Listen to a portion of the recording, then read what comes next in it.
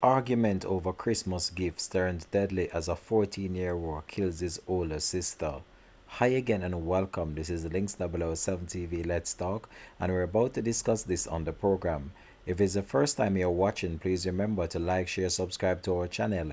Click that notification bell and click on all so you're always updated with our latest report.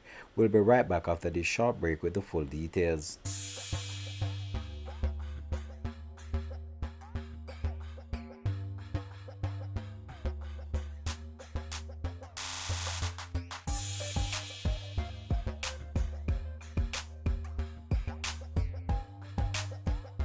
Welcome back and thanks for joining us. This is Links 007 TV Let's Talk. This is the place where we discuss issues of national importance, global importance, or the situation that are buzzing in the news. So the festive Christmas period is a time where family and friends get together in order to celebrate this wonderful moment at the end of a year and look forward to the start of a brand new year. However, the twisted turns of events have left the family devastated and shattered their whole entire Christmas for the rest of their lives. So the house that you're seeing in the image right now, this is where the family lived, and this is where the whole entire ordeal and traumatic events took place. So a 14-year-old boy allegedly shot his older sister in Florida after a family argument over Christmas presents, officials have stated. So the teen had been out shopping on Christmas Eve with Gabrielle Baldwin, his 23-year-old sister, as well as his mother, a 15-year-old brother, and other children. According to the county sheriff's office, the teenage brothers got into an argument about who was getting more presents. So according to reports, the boys continued to argue at their grandmother's house in Largo, a city located just half an hour drive from Tampa, Florida. They had gone there so that the grandmother could babysit Baldwin's baby boy and her 6-year-old son while Baldwin was at work. So once outside, the 14-year-old boy allegedly pulls a semi-automatic handgun, pointed it at his brother, and told him he was going to shoot him in his head. The older teen said he didn't want to fight and told his brother to get out of the house.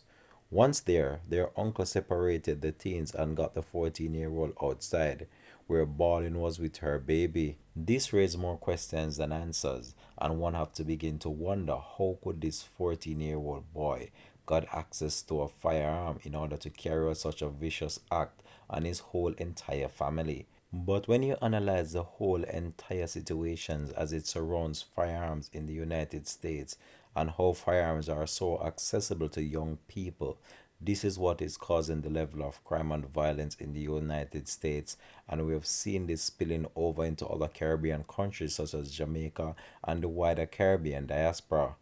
Gun is too prevalent in the United States, and one can get access to firearms so easily based on what we have seen going on in the past with mass shootings taking place, with teenagers going back to their high school and carrying out mass killing. And this is a real concern when we look on how gun is prevalent and how this can cost the life of innocent people who are just going about their day-to-day business. You all need to leave that stuff alone, Baldwin said to her brother. Why are you trying to start this? It's Christmas. The 14-year-old called her sister some derogatory words and told her he was going to shoot her and her baby. He allegedly shot her in the chest around 1:45 p.m. local time. The baby, who was in the carrier at the time of the shooting, was not hurt during the whole entire attack. So this is where the twisted turns of events is about to take a turn for the worse. On screen right now you are seeing both brothers. One is 14 years old and one is 15 years old. The one that is 15 years old was the one that carried out another ordeal for the family, and the one that is 14 years old was the one that shot the sister. So the 15-year-old brother came outside with his own semi-automatic handgun. Remember, the 14-year-old had already shot the sister. So the 15-year-old brother then came outside with his own semi-automatic handgun. Now remember, these are two young teenage boys, one 14 and one 15 years old, and both of them have semi-automatic handguns. This is a cause for concern, and one have to begin to wonder once more, how could these young teenage boys get access to two firearms that could carry out this vicious attack on their own family? So the 15-year-old brother came outside with his own semi-automatic handgun, and allegedly shot the younger brother in the stomach, police have stated. He then ran, throwing the gun into a nearby yard. The teen was taken into custody at a relative's house. Baldwin, who was the sister of brothers, was taken to hospital where she succumbed to her injuries. The bullet traveled through her left arm and into her chest, popping both of her lungs. She suffered internal bleeding and was unable to breathe, the police have stated. The wounded 14-year-old boy underwent surgery and is now in stable condition at hospital. He's been charged with first-degree murder, child abuse, and being a delinquent in the possession of a firearm, the police have stated. The state's attorney's office will review the case and decide whether or not the teen will be charged as an adult. This current generation and the set of young people that are growing up right now, they have too much hate in their heart and anger that is spilling over into violent acts against each other. When we look on the space of crime that is taking place amongst teenagers, it's really shocking to see the level of violence that is being portrayed by these young minds, which could have been turning their life and thinking about doing something positive in their life. However, these young youths right now, they're thinking about crime, they're only thinking about violence, and I don't know what future we have based on what we see going on right now when we look on how these young minds are thinking right now. They're not thinking in a positive way, but most of them just want to be that top man or that gangster in their era that people fear, and they then spill this over sometime into their own entire family, and they do not have mercy for their own. And this is what is actually going on in this current generation and this current world that we're living in. As the house stood right now where this unfortunate situation took place, this would always be a grim reminder for the family members who have to grapple with the reality of what took place here on Christmas Eve. So as it stands right now, the 15-year-old brother has been charged with attempted first-degree murder and tampering with physical evidence. Both teens have prior arrests for car burglaries. So the fact that these two boys were known to authorities is also another cause for concern. And I know that family members must would have seen that something was actually going on with these two boys. And some of the time, people in their own entire family overlook certain things. And this is what caused these young boys at times in order to turn to crime and violence, based on the fact that no one is actually speaking to them. They are just doing their own thing, and most of the times they're not going to even listen as well. But at times it's good to even try to steer these young minds on that straight path, because these individuals right now that are growing up, they are just so easily led by friends and also being influenced by peer pressure, because these teenagers would have been involved in criminal activities unknown to local law enforcement authorities before this unfortunate situation occurred. And I know that family members must have seen some type of level of bad behavior by them. I know that they were not any saints before this happened. So it's very sad to see what actually transpired to this family right now, and they have this to grapple with for the rest of their lives. So I did my own personal investigation as it relates to the case. So these young kids, the age 14 and 15 years old, routinely carry firearms, and this is what happens when you get young delinquent children carrying guns. They got upset, they don't know what to do and how to handle their stuff, and they end up shooting each other. Now one have to wonder, how could these young teens could have get access to two firearms, two semi-automatic handguns? So the police now have their work cut out to do in order to find out where these individuals could have got these two guns from, and look what it ended up with. Two family members being seriously hurt and one now losing their life. So we're going to leave you with what the county sheriff's office had to say in relation to the case. This has been Links 007 TV. Let's talk. Thanks for watching. Not ready. All right, so we're here this morning to talk about a homicide that happened here in Largo on Christmas Eve, December 24th at about 1:45 p.m. The victim in the homicide is Abrielle Baldwin, a 23-year-old black female. Her date of birth is May 5th of 2000. She went by the name of Bree and was a mom to two boys, a 6-year-old and an 11-month-old. The incident happened at 2357 22nd Avenue Southwest in Largo. We've arrested two people, and I'll explain the incident as to what happened. The first person that was arrested is DeMarcus Coley. He's a 14-year-old black male. Date of birth is May 2nd, 2009. And he's been charged with first-degree murder, child abuse, and being a delinquent in possession of a firearm. The second is Darkus Coley. He's a 15-year-old black male. Date of birth is January 31st, 2008. And his charges are attempted first-degree murder and tampering with physical evidence. And both of them are in the photographs to my left, to your right, and they're brothers. So this is what happened. On Christmas Eve, as I said, December 24th, Abrielle Baldwin, her 10-month-old son, her 6-year-old son, her 14-year-old brother DeMarcus, her 15-year-old brother Darkus, and their mother, Joyce Birch, who's a black female with a date of birth of June 25th, 1984, went Christmas shopping at a store here in Largo. While they're shopping, 15-year-old Darkus was jealous that their mother, Joyce, was getting 14-year-old DeMarcus more gifts than he was receiving. So they had this family spat about who was getting what and what money was being spent on who, and they're having this big thing going on in the store, and they're all arguing with each other. They left the store and headed to their grandmother's house, which is where the incident happened, at 2357 22nd Avenue Southwest in Largo. They all piled into one car, and they were heading over to her house. The Coleys, along with Joyce Birch, lived at 608 Westminster Boulevard in Oldsmar. They were going to their grandmother's house because she was going to watch Bree's 6-year-old and 11-month-old baby when she went to work. So they got there to this house on 22nd Avenue Southwest at about 1:45 p.m. on Sunday. Darkus, who's the 15-year-old, entered the home and went into the kitchen with his grandmother. DeMarcus, the 14-year-old, stood in the doorway because, again, they're all arguing, and they're having this big spat about what happened while shopping and who's getting what and who didn't get what for Christmas. So this is just normal what people do when they have these young kids getting spats like this. And, of course, I'm saying this sarcastically because he's all mad at his brother about what his brother was getting and is not getting. He stood in the doorway, and he took out his .40 caliber semi-automatic handgun, and he pointed it at Darkus and told him he was going to shoot him in the head. So you got the 14-year-old who's mad at the 15-year-old because mom's not buying equal amounts of gifts.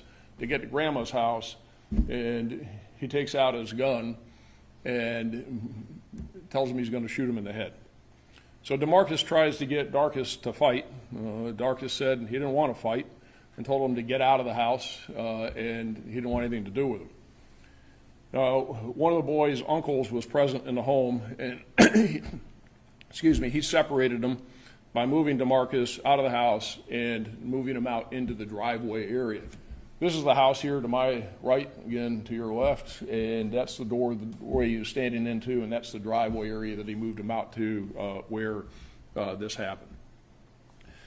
And so DeMarcus left the doorway. Darkus is still in the house in the kitchen. DeMarcus was standing by a parked vehicle in the driveway when Abrielle told DeMarcus, quote, "You all need to leave that stuff alone. Why are you trying to start it? It's Christmas." And at that point, Abrielle was in the driveway, and she was carrying her 10-month-old baby in a carrier in her hand. DeMarcus then began arguing with Abrielle and used some very, very derogatory language that I won't repeat at all, and all kinds of profanity. He was calling her a whore and all kinds of other stuff, and stated that he was going to shoot her and that he was going to, quote, shoot the baby too. DeMarcus then moved toward Abrielle and shot her in the chest with a .40 caliber semi-automatic handgun, again, while she's carrying the baby. Abrielle fell to the ground, so did the baby. The baby wasn't hurt because the baby was in a carrier. So when DeMarcus falls to the ground, Darkus comes out of the house. And again, Darkus is 15, and he takes out his .45 caliber semi-automatic handgun because, again, I'll say this sarcastically, just normal that all these kids, that's what you do, right? You just carry handguns. When you get in a spat with your sibling, you take out your guns and you have a gun battle. So he takes out his gun and tells DeMarcus, so Darkus tells DeMarcus, quote, "You shot my MF sister," and then Darkus shot DeMarcus one time in the stomach. So DeMarcus falls to the ground, and when Darkus shot DeMarcus, DeMarcus was unarmed, and there's about an 8-second gap between the time that DeMarcus shot Bree and then Darkus comes out and shoots DeMarcus, and when he shot him, he no longer had possession of the gun. Darkus, the 15-year-old, then ran, threw his gun in a nearby yard, fled to a relative's house up in Clearwater, where we subsequently arrested him. Unfortunately, Abrielle Baldwin was transported to Largo Medical Center Hospital here in Largo with a single gunshot wound to her chest, and she was pronounced dead at the hospital. Basically, the round went in through her left arm into her chest area, went across, went into both lungs, all kinds of internal bleeding. She bled out, and it popped both lungs. She couldn't breathe. DeMarcus was transported to a hospital where he underwent surgery. He's in custody, remains in the hospital, is in stable condition, and upon release, he'll be transferred to the custody of the Florida Department of Juvenile Justice. The Pinellas-Pasco State Attorney's Office is going to review the case and decide whether to charge DeMarcus as an adult with the first-degree murder of his sister. Darkus, again the 15-year-old, made self-harm statements after we picked him up at the location where he was in Clearwater, and he is right now in a secure mental health facility, and he'll be charged with attempted first-degree murder and tampering with evidence and transported to the Pinellas Juvenile Assessment Center upon his release from the mental health facility. The .40 caliber handgun that DeMarcus used to shoot his sister was recovered at the scene, and the .45 caliber handgun that Darkus used to shoot DeMarcus has not been recovered. Again, when he ran, he tossed it in the backyard. We've searched that area out there. We can't find it. And the unfortunate reality is it's probably going to be used in the next crime because somebody probably picked it up, and there's all kinds of people over there. And as I'm going to talk about here in about 1 second, there's way too many guns out there on the street, way too many crime guns out there, way too many stolen guns. Everybody's got a gun these days. And the sad part is that thing's going to be used in another crime because somebody picked it up. As you can see behind me in the photograph, DeMarcus, again the 14-year-old, recently posted a photo to Snapchat pointing the gun that he used to kill his sister at the camera. So this is within the last couple days, and this is a Snapchat photo. That's DeMarcus pointing that gun, which is this gun, which we recovered there at the scene, which is the gun that he used to kill his sister. So there's the Snapchat photo, and there's the gun that he used to kill his sister. According to many people that we interviewed out there, all kinds of people, family members, young, old, everybody across the board, is that both DeMarcus and Darkus carried guns all the time. They routinely carried firearms on them. People knew it, that's what they did, and a lot of it, they claim, is because of recent ongoings in the Ridgecrest Baskins area where they were accosted, and we've had a number of incidents I'll talk about in a second over there in the last couple of months. But again, these young kids, 14, 15 years old, routinely carry firearms, and this is what happens when you got young delinquents that carry guns. They get upset, they don't know how to handle stuff, so they just take out their guns and start shooting each other, and one of them kills his sister, who's a mom to a 10-month or 11-month-old baby and a 6-year-old boy. So how are they getting these guns? Well, it's real easy. They're getting them because they're either buying them on the street cheap, and they're all stolen guns, and for these two guys, they're getting them because they're stealing them from unlocked cars. They're out in the middle of the night doing car burglaries. Both DeMarcus and Darkus were arrested for committing numerous car burglaries in Oldsmar, where they live on Westminster Avenue, back in May of this year. DeMarcus, the 14-year-old, has arrests dating back to when he was 12 years old. Think about this. He has arrests dating back to when he was 12. He's only 14 now, okay, but 2 years ago he has arrests for being a minor in possession of a gun, grand theft auto burglaries, loitering and prowling, disorderly conduct, battery on a school employee, and battery on a law enforcement officer. He's only 14. Darkus was also arrested in May for committing numerous auto burglaries. Many of those cases are still pending. In the dispositions with DeMarcus previously, is that what's he get? Probation. The problem is you got way too many kids out there with way too many guns, and they're getting them because they're buying them on the street, cheap, $50 for a gun, whatever, breaking into cars, and they're stealing the guns out of the unlocked cars. And I've talked about this a long time, and those of you who have been around here for a while remember going back now to December of 2014. Charlie Condek, Tarpon Springs police officer, shot and killed. Where did the gun come from that killed Officer Condek? An unlocked car burglary, because people leave their guns in their cars. And these punks, these thugs, go out and break into the cars, they take the guns, and they use them for crime, and they kill people. Like they killed Charlie Condek, and like DeMarcus Coley killed his sister. So just in the last 30 days alone, just in our system, and this doesn't include St. Pete Police Department, it doesn't include Largo Police Department, it doesn't include Pinellas Park Police Department, just in our system alone, and this is what was reported, and they're not all reported because people don't report them all. Just in our system alone in the last 30 days, we've taken reports where 17 guns have been stolen from unlocked cars. You know, I get some people say, look, I can do what I want. I can leave my cars unlocked. I can leave my gun in my car. You know, it's not the responsible thing to do, but they do it. And the problem is the thugs that are stealing them, and I agree with that. The problem is don't steal people's stuff. But the reality is that you got punks like this out there, criminals out there like this that are doing it and going to do it, and then they're going to go and hurt people. And people can't leave their car doors unlocked and leave their guns in their cars. It's got to stop.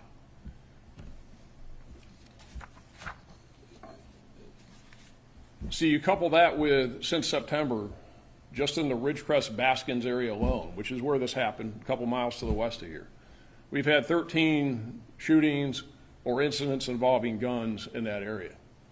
And according to everybody, everybody's carrying guns over there. All these kids are carrying guns. And again, they're getting them from where I just said. So this proliferation of guns on the streets and guns in this area and guns in the hands of these kids, this is the worst I've ever seen it. I don't think we've ever seen it this bad.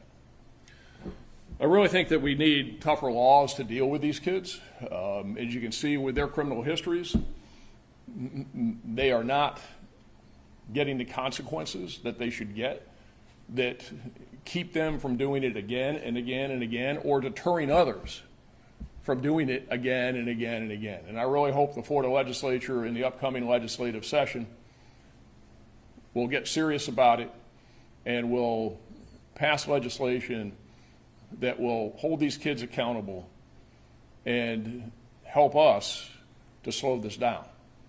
Because if we don't slow it down, we've got a big problem. And I've never seen it as bad as it is with the number of crime guns that are on the street and the number of shootings and the number of people that we come across that are illegally carrying guns. And again, they're getting them out of unlocked cars. That's primarily where they're coming from. And all we can do is ask people, really plead with people, don't leave your guns in the unlocked cars. And deal with people like this. You know, enough of this slap on the wrist. Enough of this, you get arrested because you got a gun, you steal a car, you hit a cop, battery on a school board employee, that was another charge that DeMarcus had. You got all this stuff, and what happens to him? Oh, well, you know, he's only 14. He really doesn't understand what's going on. Oh, we'll just give him probation. It's not working. It is not working. And if you do what you've always done, you're going to get what you always got. It needs to change. The laws need to change. We need to get serious, and then we need to get tough, and these kids need to get locked up. Send a message. So now you got a 11-month-old and a 6-year-old boy that their mom's dead. You don't ever get undead at the hands of a punk who was upset because he didn't get enough Christmas presents from his mom. And it's ridiculous. Anybody got any questions? You mentioned grandma and uncle were home at the time. Were they involved in any way? How are they doing at this point? Well, I mean, they were involved in it. The uncle tried to separate them. They knew that it was going south. They knew that they were arguing. And again, everybody, really everybody, knew that these guys carried guns all the time. So, it was common knowledge. So they weren't hit at all with any bullets or anything like that? They weren't. No, everybody's fine. The only person, again, it was 2 shots that were fired. Is that 1 shot from DeMarcus into his sister and 1 shot from Darkus into DeMarcus. So 2 shots. That's all it takes. Can you also spell Abrielle's name? Sure. It's Abrielle.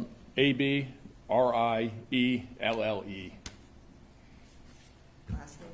Baldwin. Baldwin. Sheriff, you were really specific there on the length of time between the 2 shots being fired. Just curious how you can be that specific. There's an audio recording of it. 911 was called or something. So there's a neighbor that has outdoor cameras, and while the shooting itself is not captured on the cameras, the audio of the shooting is. So you can hear shot, and then 8 seconds later, the second shot. That's how we know. Can you just, you said a few words already. Can you just say a little bit more about Abrielle and what you know about her? And now, she's got 2 kids. Well, what's going to happen to them now? Sure. I don't know. I guess mom, grandma, somebody will step in, take over. She was working at an assisted living facility. She's just a woman going about life, doing her thing with her 2 kids, trying to make a living, trying to make it. And, her brother killed her. And why did her brother kill her? Because what she said was, knock it off. Leave it alone. Why are you doing this? It's Christmas. Why are you getting all upset? So he goes over and puts a bullet in her, tears up her insides, and kills her. Leaves her dead in the driveway. So they're all brothers and sisters here, right? Just all siblings? Yep. So Bree, DeMarcus, Darkus, they're all brother, sister. Yep. And again, it goes back to there's a reason why the law says it's not strict enough. Right now, and I hope this changes this legislative session, right now a minor in possession of a firearm is a misdemeanor. This guy's had prior minor in possession charges. You don't get anything out. There's no consequence for it. And this is why the law, though, says that kids shouldn't have firearms. But the law doesn't mean anything to people like this. They don't care about the law. I mean, they're out breaking into cars in the middle of the night, stealing guns, doing all kinds of other stuff, loitering and prowling, all the stuff that's in his history, hitting cops, hitting school board employees, everything else. They don't care about that stuff. But there's a reason why they can't have them. They're not old enough to understand and have the right coping mechanisms to deal with the stuff when they are upset. I mean, the fact that you get upset, you get 2 14, 15-year-olds that get upset with each other because one got more, I mean, that happens. I mean, that's kid stuff. But not with guns. Where are you at in terms of the testing of the firearms you have? I assume you'll try to figure out if someone ever reported this gun stolen. Yeah, so we're obviously looking at that. That's a big part of the investigation. Right now, I can tell you that the .40 caliber that DeMarcus had that we recovered was that Smith & Wesson, which is that one, the one you see behind me here, is that it is not in the system been reported as stolen. It's stolen. It came out of a car. Somebody just didn't report it. And sometimes they report it as stolen, and they'll report their gun stolen, but they don't have the serial number because they don't keep it. So they report it to us, but we can't put it in the system, or another agency can't put it in the system unless you got a serial number for it. So it may well have been reported, but nobody had the serial number, or it wasn't reported. It's stolen. So we have some systems that we can use through the U.S. Bureau of Alcohol, Tobacco, and Firearms, through ATF, where we can check the projectiles to see if that gun has been used in other crimes. And we're in the process of doing that. That takes some time. Now, the second gun that Darkus had, we haven't recovered. We've got casings from it, from the firing of the firearm, but we don't have the firearm itself. Like I said, that's still out on the street, unfortunately. Do you have a picture of Abrielle that you use? We'll see if we can get you one. I'm not sure if we do. We'll see if we can get you one. Sheriff, I was wondering, you are asking for changing the laws because right now they are not strict enough. We have these violence, these gun violence with teenagers. Yeah. So right now, if the authorities would be to stop these teenagers with these guns that are stolen, what would happen to them? Well, today, with a lot of the offenses that kids commit involving guns is that there's no mandate that they go into what is called in the juvenile system residential programs, which is really jail or prison, that they get sentenced to a period of time. You get these kids that are minors in possession of firearms. 14, 15-year-olds like this shouldn't have guns. 14, 15-year-olds with dad or grandpa going out hunting, that's fine, go for it. It's responsible, there's no issues with it. But 14, 15-year-olds carrying guns in their waistbands, walking around the neighborhood, just waiting for something to happen, no. And the problem is that today it's a misdemeanor. You're not going to get anything. And so they're doing it with impunity. They're walking around with these guns with impunity. And, when you score under the guidelines by committing these car burglaries, and they're taking these guns, or they're just out there committing these car burglaries, or they're doing the grand thefts, and they're doing all of what they're doing, is that the consequences aren't there. And this is where you end up with these kids, that it takes many, many, many times for them to score at the right level where there's consequences. So what I'm saying is that we need to change it, and we've got to provide some swift, harsh consequences up front to punish the conduct and to deter the misconduct of others, and have there be some skin in it. Make them realize that this is going to be unpleasant.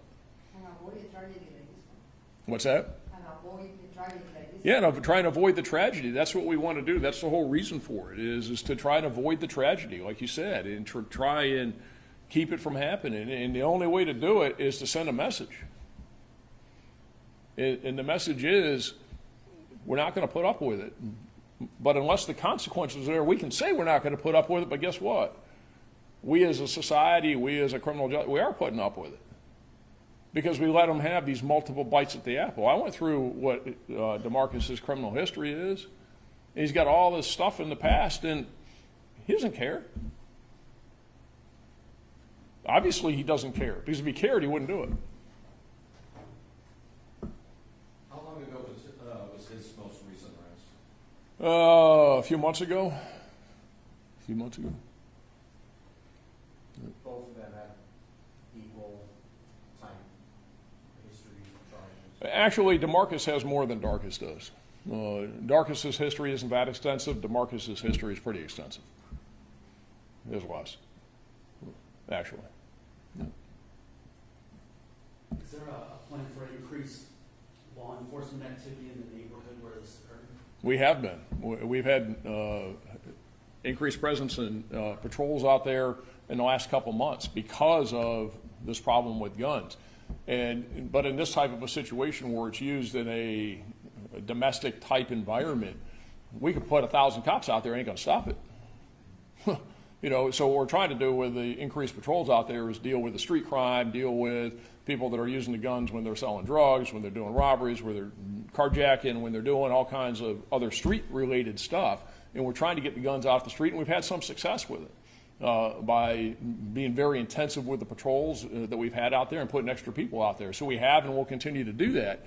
But there's nothing we can do to stop that other than get the guns out of these guys' hands and not have them have guns to begin with. We can't stop that kind of thing.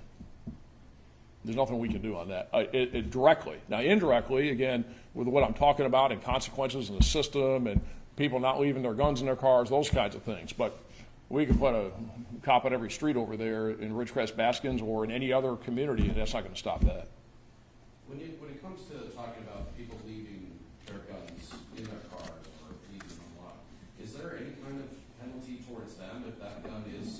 found to be stolen, and I mean, you think something like that needs to change as well? No, you know, it is that, and the question is, and this comes up, because as you're asking the questions and people watching, they can't hear the question. So it's the question is, should there be consequences against people for leaving their cars unlocked and leaving their guns in their cars? Is there consequence was your first question, and the answer was no. And the second question, should there be? You know, I don't think so. The problem is them. Okay? It's an ask of people. Help us, because we got a problem. And our problem is them. You know, if somebody parks their car in the driveway, and some people do it mistakenly. They just didn't mean to. Other people, and I tell you because we talk to people about it. And some people say, look, this is my property, this is my house, this is my car, this is my driveway.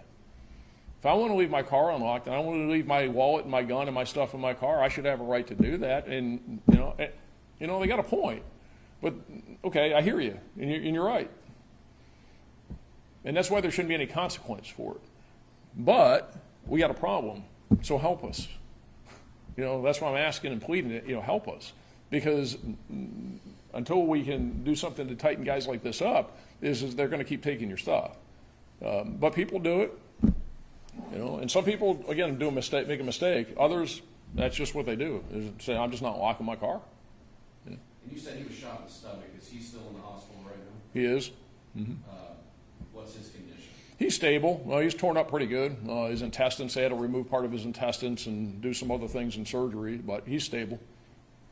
He'll be in the hospital, probably the best projection, I just got off the phone before I came down here, best projection is he'll probably be in the hospital for about a week or so, and then again we'll transfer him to the Department of Juvenile Justice custody once he's released from the hospital. All right, thanks everybody.